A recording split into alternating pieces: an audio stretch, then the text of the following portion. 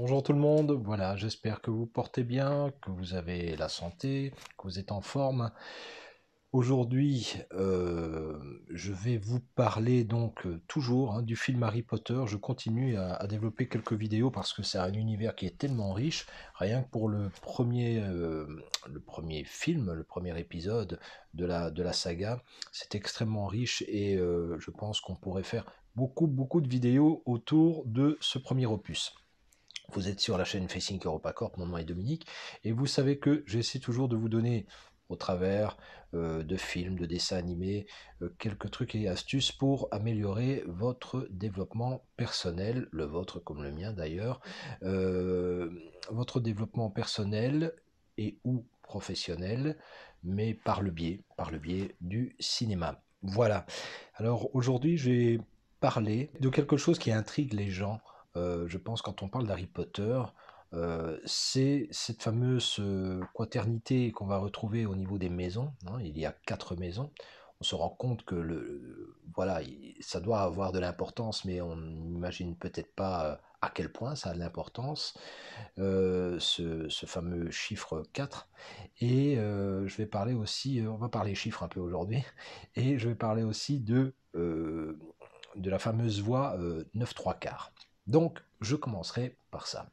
Très vite, vous savez que Harry, alors qu'il est guidé par Hagrid, donc sur les chemins de traverse, après avoir fait quelques emplettes, sa baguette, sa chouette, etc., etc., Hagrid lui dit, voilà, tu as ton ticket pour Poudlard, donc cette école de magie.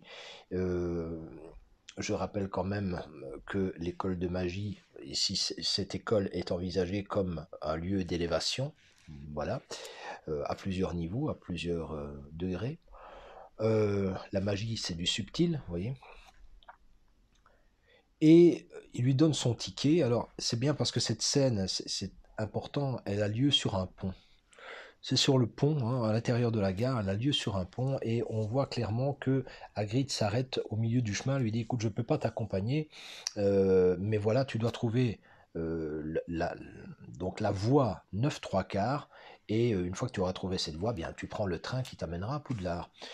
Et donc, le gamin prend le ticket, voit 9 3 quarts, mais lui dit, Hagrid, 9 3 quarts, ça n'existe pas, n'est-ce pas? Et là, Hagrid a disparu, laissant l'enfant en plein milieu de ce pont, c'est-à-dire à la moitié du chemin. Ce qui signale bien que Hagrid, il l'accompagne jusqu'à une partie du chemin, mais le reste, il doit le faire seul. Un peu comme dans notre vie, parfois voilà, on doit pouvoir faire une partie du chemin seul parce qu'on ne peut pas être accompagné. Donc on est un peu face à nous-mêmes. Et donc c'est ce qui va se passer avec Harry Potter, puisque Harry Potter, dans le fond, c'est une quête, c'est une forme d'odyssée pour parvenir à quelque chose de magnifique. Harry va se transformer au fur et à mesure des épisodes et va rencontrer son destin. Dans le fond, c'est cette idée. Comme on peut le retrouver dans la mythologie d'Hercule, de Jason, de Persée, etc. Alors, il va essayer de trouver la voie 9 3 quarts. Il demande à un moldu, c'est-à-dire quelqu'un qui n'a pas de pouvoir magique, la voie 9 3 quarts. Et lui dit, bah, arrête de te payer ma tête. Ça n'existe pas. Et puis il entend d'autres personnes qui disent, ben voilà, on va emprunter la voie 9 3 quarts, et évidemment, ce sont des sorciers. Euh, alors, cette fameuse voie 9 3 quarts, il faut bien comprendre qu'elle se situe entre le 9 et le 10. Il est intéressant de voir que le 10 est en réalité le signe de la perfection à un niveau, voilà, c'est le niveau divin, si vous voulez. C'est presque comme si on atteignait une perfection divine. C'est ça le chiffre 10. Mais Harry n'est pas parfait. Et lorsque vous êtes élève, le terme le dit bien, élève, on doit seulement s'élever, et c'est le maître qui élève l'élève. Et il ne peut pas être parfait, mais il peut prendre la voie de la perfection. En tout cas, la voie qui mène à l'endroit où il peut exceller, se développer et peut-être atteindre une forme de perfection. Voilà. C'est ce qu'il va faire. Alors, évidemment, il y a plein de choses à voir dans cette scène. La maman de Ron qui est sur le quai de la gare, lui dit, bah, écoute, si tu as peur de traverser ce mur, puisqu'il y a un mur qui sépare, c'est intéressant aussi, il y a un mur que l'on doit franchir pour rentrer dans sur cette fameuse voie 9 3 quarts. C'est intéressant parce qu'en psychologie, le mur, c'est aussi les résistances. Vous voyez, passer au travers de nos résistances, parce que nos résistances peuvent nous bloquer et peuvent nous amener à croire, avoir des croyances dites limitantes. Par exemple, il n'y a rien derrière le mur, croyance limitante. Il n'y a pas de possibilité d'aller vers la perfection, croyance limitante. Et elle dit, si tu as peur, eh bien ferme les yeux, fonce et voilà.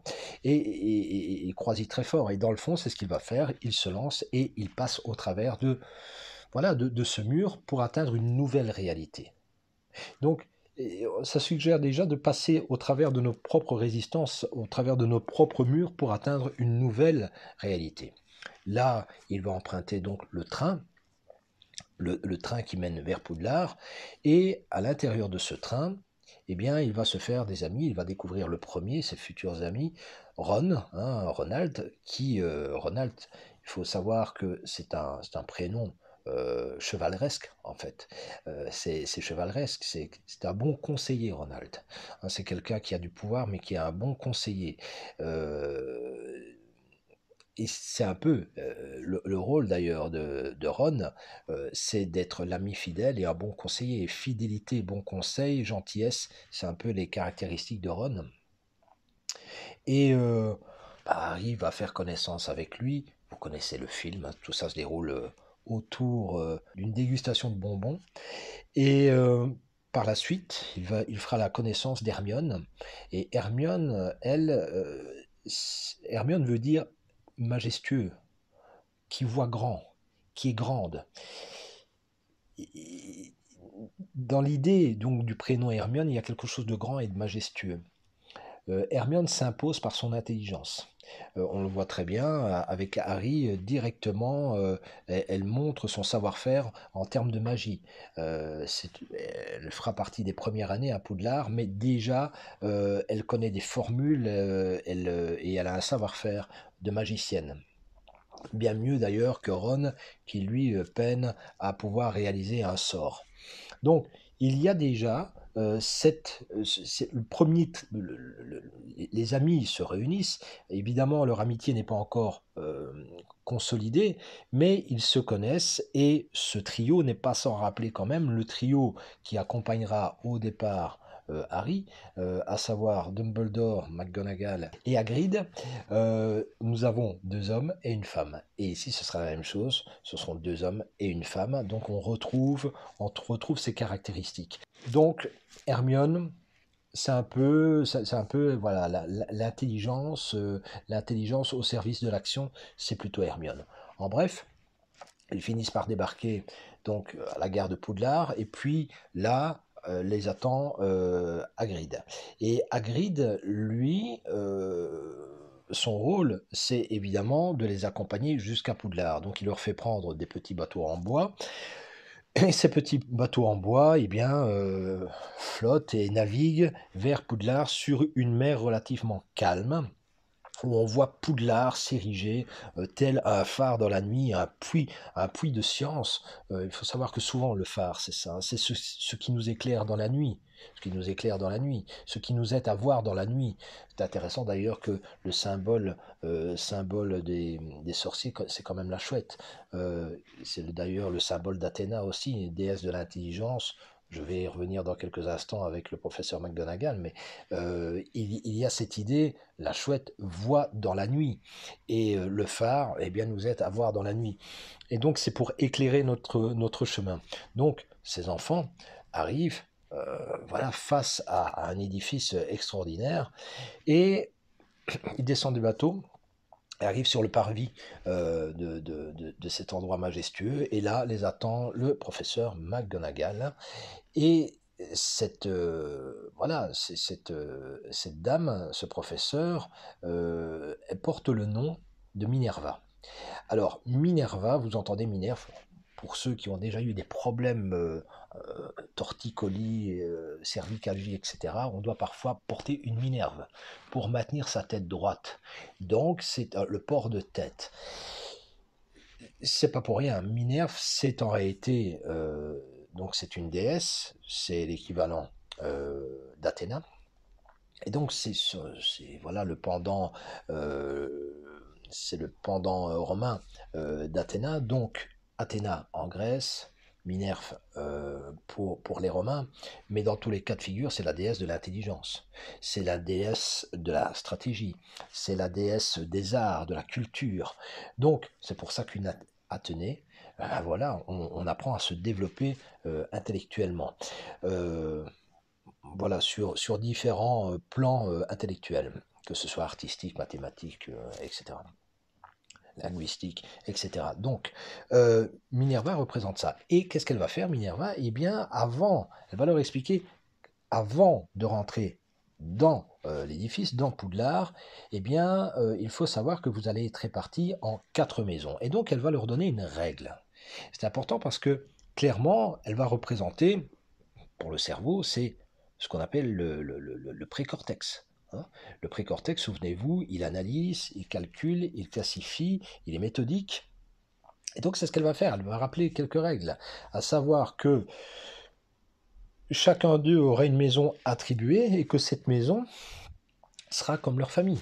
Pendant tout le temps qu'ils seront à Poudlard, ce sera comme une famille. Et là, elle va énoncer quelque chose d'intéressant. C'est que d'abord, elle énonce les différentes maisons, à savoir donc Gryffondor, Poufsouffle, Serdaigle et Serpentard. Et donc, elle énonce ces 4 maisons et dit, ben voilà, vous allez être répartis entre ces 4 maisons. Chacune de vos bonnes actions fera gagner des points à votre maison, et chacune de vos mauvaises actions fera perdre des points. Alors, bonnes actions, qu'est-ce que ça veut dire? Qu'est-ce que ça sous-entend? Fera gagner des points à votre maison, ça veut dire qu'il y a déjà l'esprit de collectivité.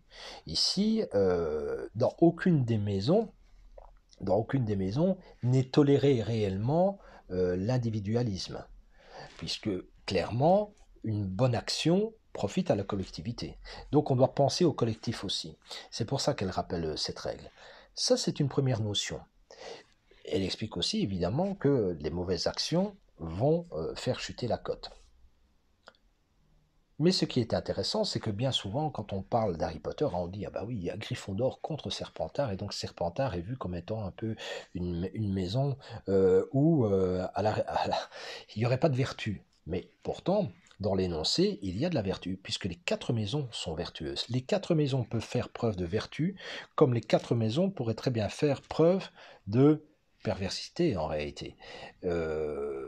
Et donc, on a toujours une tendance à classer Serpentard comme étant plus perverti, mais la réalité, c'est que les 4 sont capables d'être vertueuses ou perverties.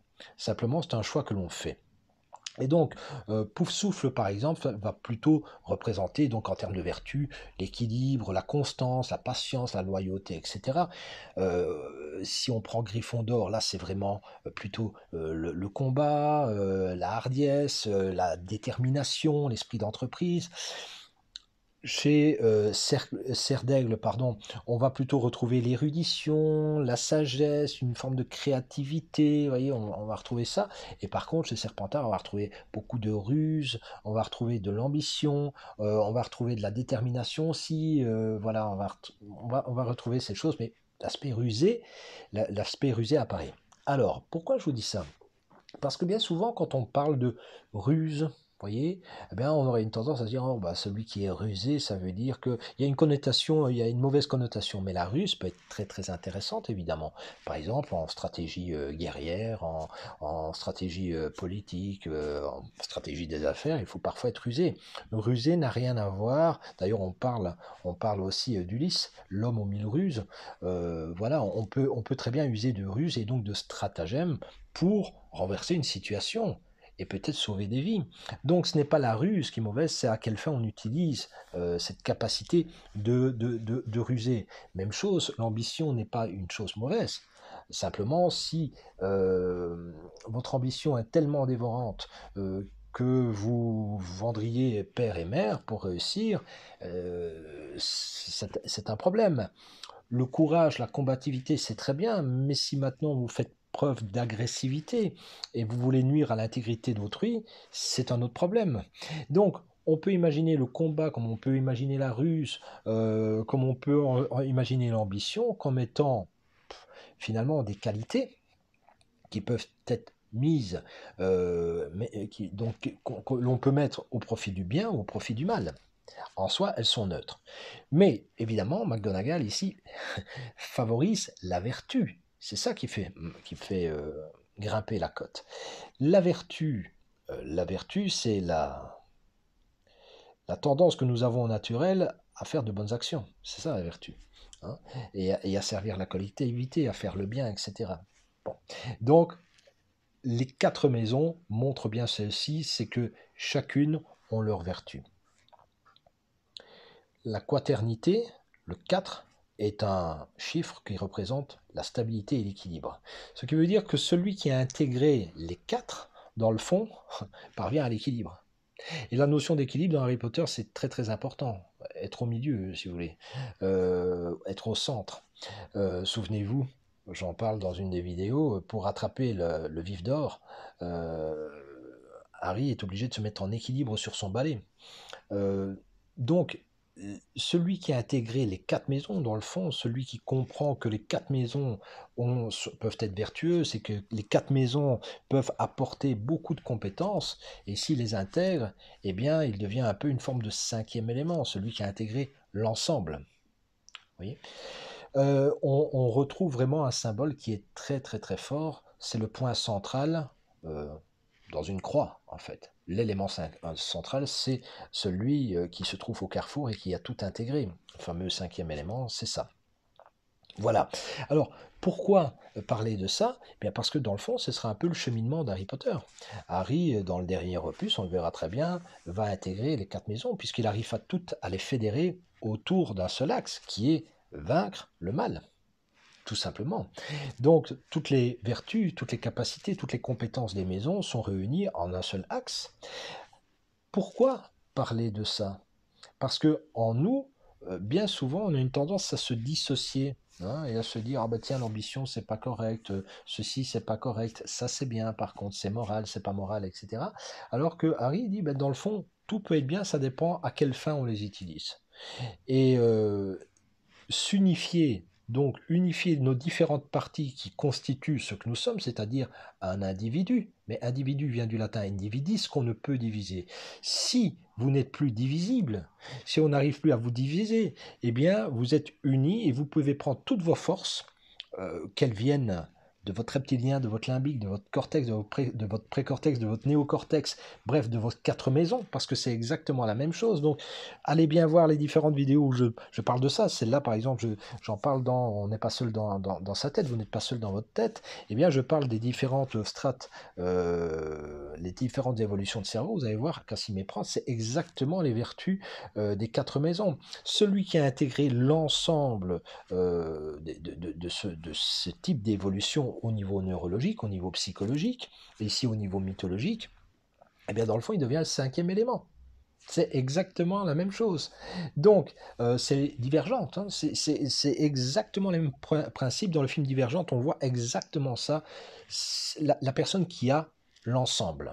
Voilà. Ça nous pousse quand même à quelque chose de très intéressant.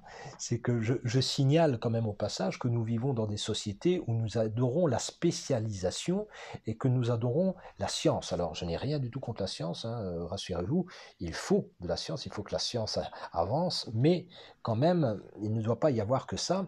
Par exemple, je vois que bien souvent, on met la science en premier lieu, et par contre, ce qui est artistique est mis de côté. C'est une erreur fondamentale. Que je sache d'ailleurs, des avancées scientifiques peuvent complètement être détrônées quelques années après.